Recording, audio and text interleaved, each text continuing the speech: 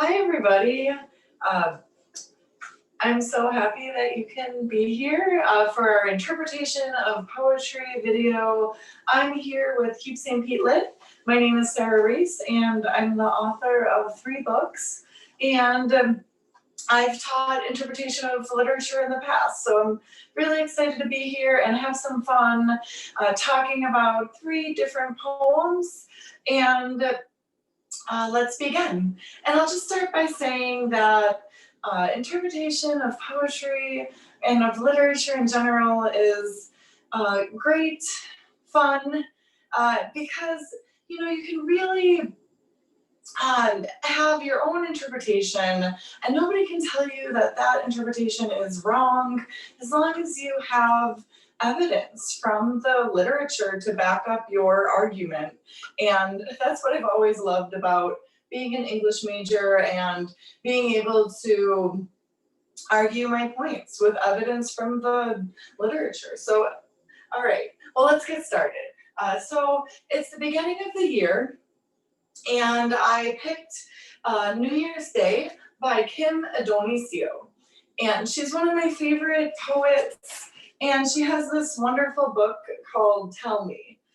So this is from that book, and you can also find it on poetry.org, the Poetry Foundation. So I'll just read it first, and then we'll discuss different literary devices. All right. New Year's Day by Kim Adonisio. The rain this morning falls on the last of the snow and will wash it away. I can smell the grass again and the torn leaves being eased down into the mud. The few loves I've been allowed to keep are still sleeping on the West Coast. Here in Virginia, I walk across the fields with only a few young cows for company. Big-boned and shy, they are like girls I remember from junior high who never spoke, who kept their heads lowered and their arms crossed against their new breasts. Those girls are nearly 40 now. Like me, they must sometimes stand at a window late at night, looking out on a silent backyard at one rusting lawn chair and the sheer walls of other people's houses. They must lie down some afternoons and cry hard for whoever used to make them happiest and wonder how their lives have carried them this far without ever once explaining anything. I don't know why I'm walking out here with my coat darkening and my boots sinking in, coming up with a mild sucking sound I like to hear. I don't care where those girls are now. Whatever they've made of it, they can have. Today I want to resolve nothing. I only want to walk a little longer in the cold, blessing of the rain, and lift my face to it. Okay, so let's start with the themes. All right, and I'll be asking some questions throughout this video. You can always pause and think about, your answers, and then hear my thoughts. All right, and you might have different thoughts, and sure, and that's great if you do. All right, so themes in New Year's Day. What do you think what themes did you find? Or what would you say are the themes, or the main themes, or the not main themes? So for sure, loneliness, okay? Like definitely there's loneliness, but I also feel like there's this united feeling, like being together in loneliness. Even though we are feeling lonely, we are not alone in our experiences. So I feel like it's loneliness, but also being united in loneliness. And to back that up, I will say that, so towards the, about like halfway through the poem, she says, like me, they must sometimes stand at a window late at night looking out on a silent backyard. So just how she talks about the girls that she remembers, these girls from junior high school, and she says, like me, they must also experience this loneliness. So yes, and then longing for sure.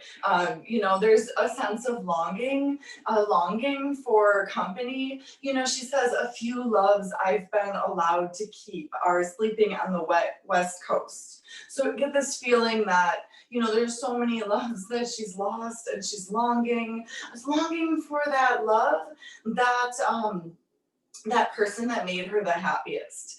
She talks about how they must lie down some afternoons and cry hard for whoever used to make them happiest. So we get the feeling of longing. So that's a theme too. And then, let's see, and also man versus nature. There's so much nature in this, so many nature images. I mean, she's walking alone in a field, and being rained on, and so like a little bit in a couple minutes, we'll talk about more about the speaker's relationship to nature. But let's move on to imagery. Okay, so what images support the theme of loneliness? What do you think? All right, so we have the image of the speaker walking alone in the field. That lovely moment where her boots are sinking into the mud, coming up and making that sucking sound. I love that because it takes me back to like being a kid and just feeling so lonely, and like just not even like lonely necessarily, but just being a kid and just kind of like letting nature like take over. It makes me think of that.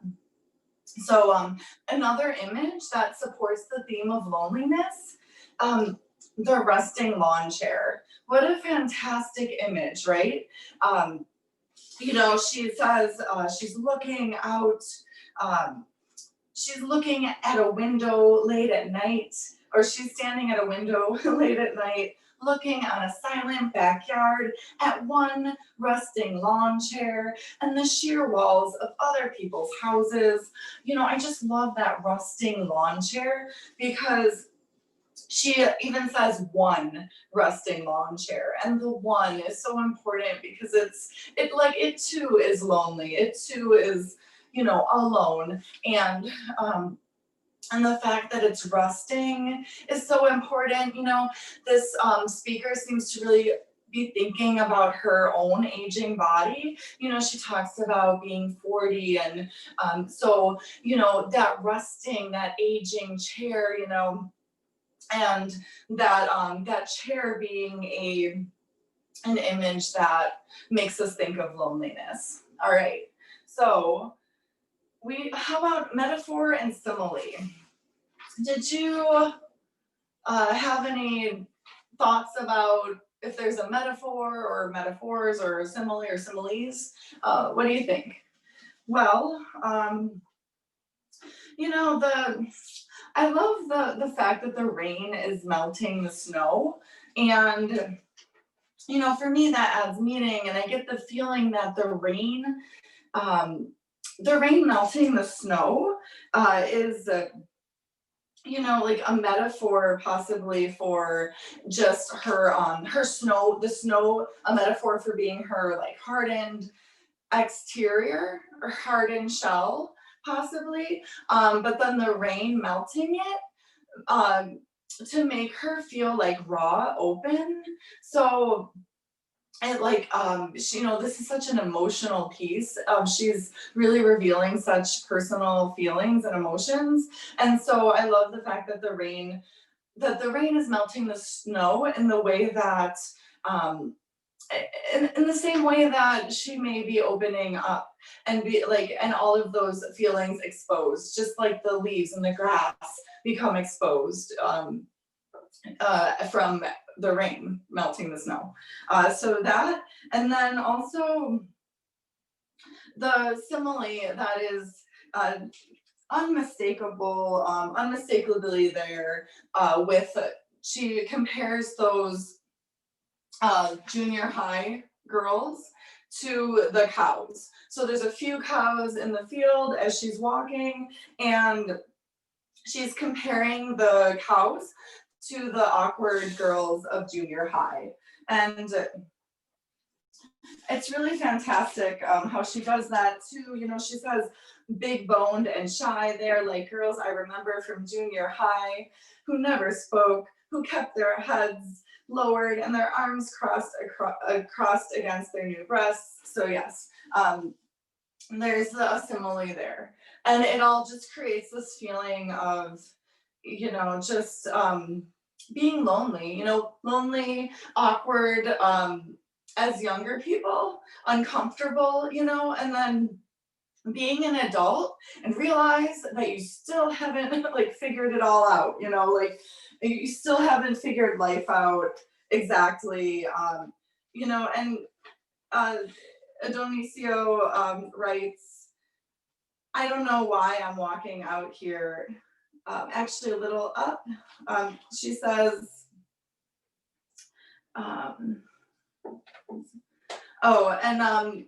like she speaks of those girls and says they must lie down some afternoons and cry hard for whoever used to make them happiest, and wonder how their lives have carried them this far without ever once explaining anything. And I feel that yes, like life, you know, we're carried, you know, through in life, and you know, we don't always know the answers. And so so I feel like with those, yeah, she does a really great job of bringing the past and aligning it with the present. All right, so, and then let's just talk about the speaker's relationship to nature. What do you feel is the speaker's relationship to nature? Okay, so, you know, I would say that nature brings her such great comfort. Like nature is her constant. You know, people come and go, but nature is what continues to be there for her.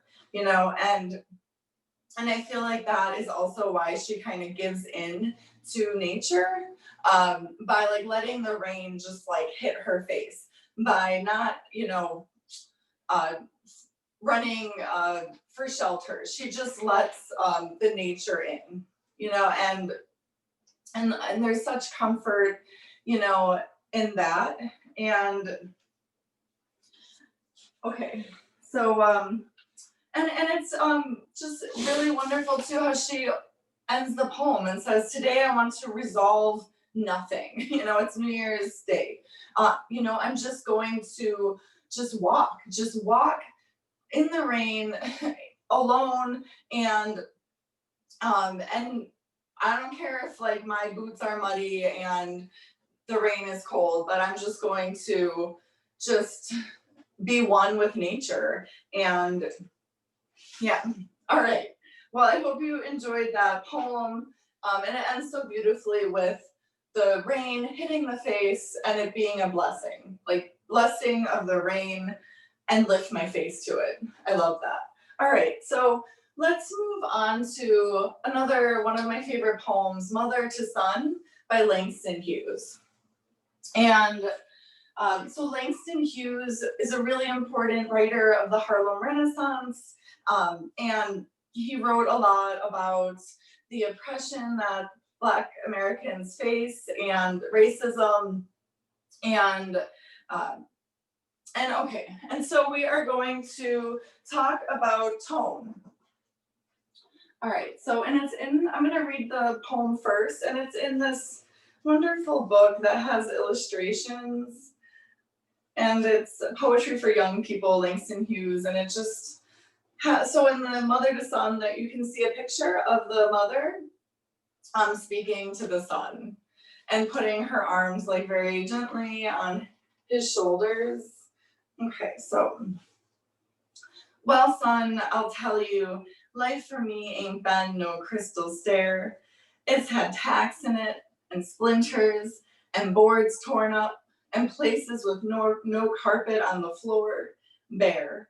But all the time, I's been a climbing on, and reaching landings, and turning corners, and sometimes going in the dark where there ain't been no light. So boy, don't you turn back. Don't you set down on the steps, 'cause you finds it kinda harder or kinder hard. Don't you fall now, for I is still going, honey. I is still climbing, and life for me ain't been no crystal stair. Okay, so first, what about the tone? What would you say is the tone of the poem? Well, I'd say the tone is very, very intimate, personal, and there's a lot of it's important. It's informational, didactic. Like this woman has something to say, and so yes, and and you can really hear that urgency, like the urgency throughout the piece where she is urging the son to listen. It's very important. He needs to understand. Okay, so the metaphor. What would you say is the metaphor? Um, did you see a metaphor in the piece? Any metaphors? All right, well, the big one is the stair. Stairs being a metaphor for hardships in life, right? Hardships that the mother faced. And it's an extended metaphor because it's not just in like one line or a couple lines of the poem, but it's extended throughout the whole poem. She says, life for me ain't been no crystal stair. Life for her, it hasn't been glamorous. Like she's had to, work, climb, and face so many obstacles and still just keep climbing, and urges her son to do the same. Okay, so let's talk about the details and the word choice. So all of the word choices in poems, all of those details contribute to the overall meaning. So did you see any what details, word choices did you find important to contribute to the overall meaning? What do you think? Okay, or what details illustrate the mother's hardships, let me say, ask it that way. Well, so like let's just talk about, the details that she uses, like the stairs. She's talking about the stairs that she's climbing, her journey, right? Hasn't been so smooth, right? There's been tacks in it and splinters and boards torn up.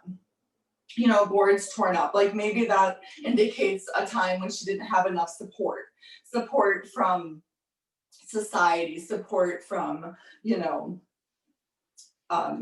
whoever, so also there's splinters, there's danger, there's risks, like it hasn't been an easy ride. And the places with no carpet on the floor, bare, and I love how she has bare on its own line, just to really illustrate that feeling of not enough, not enough. Maybe there wasn't enough time. Maybe there wasn't enough support or money or whatever, but just that feeling of sometimes there not being enough. All right. So, yeah. And I'm sure you have more answers too, and that's good. But all right. So I'll just move on to style. And okay, so do you have any thoughts about the style of the poem? And I'll just bring up that the mother speaks in speaks in a dialect, and so it's non-standard English, and that's really wonderful how her way of speaking is captured and preserved that way. And it also makes it so intimate too, because you really hear the way she's speaking to her son. It's so intimate, personal, and just lovely. So the other thing I'll just mention is the line breaks, which are, some lines are short, some lines are long, and that works really well. You know, when I turn it this way, sideways, you know, I just kind of get the feeling that I'm like going up and down, you know, and it kind of mimics the ups and downs of life, you know, which I think is really interesting. But when I have it like just the right way up, you know, it's kind of a skinny and long poem, and that makes me feel like I'm climbing the stairs, like just, you know, trudging forward, like moving ahead despite obstacles. And I think I think that Langston Hughes really captures that mother's voice so well. Okay, so lastly, I'm gonna go ahead and read a poem that I wrote called Dead of Winter, and then just I'll talk about a few of my choices. Okay, so I'm from Buffalo, New York, and it's very, very cold there, and we get a lot of snow. So this is a winter poem, Dead of Winter. Hands held, we trudge through the kind of cold that reminds us just how small we are. Our free palms grip hand warmers. The rest of us stiffens with each creak of snow. Our goal, I say, is for our joined hands to become warmer than our packet heated hands. Pretend we're colors, bodiless. I'm magenta, you're forest green, and all we do is blend, though sometimes skin gets in the way. I step my numb feet hard on littered snow and wait for words, for thin flames to flicker from your lips. You lower your head and sigh. On the 11th step, you press your mouth to the cluster of our clenched fingers. Okay, so as you can see, I was very cold. So first, I just want to ask you, like, why, about the style and form. Like, why do you think that I chose to make this poem all in lowercase? I wonder if that adds meaning for you, and why. Okay, so I did that because being like so cold so much of the time, it made me feel small in a way. Like small in the way that like I didn't have control. Like I couldn't control nature. And when it's really cold, like you just gotta feel it. Like there's no way out of that, you know.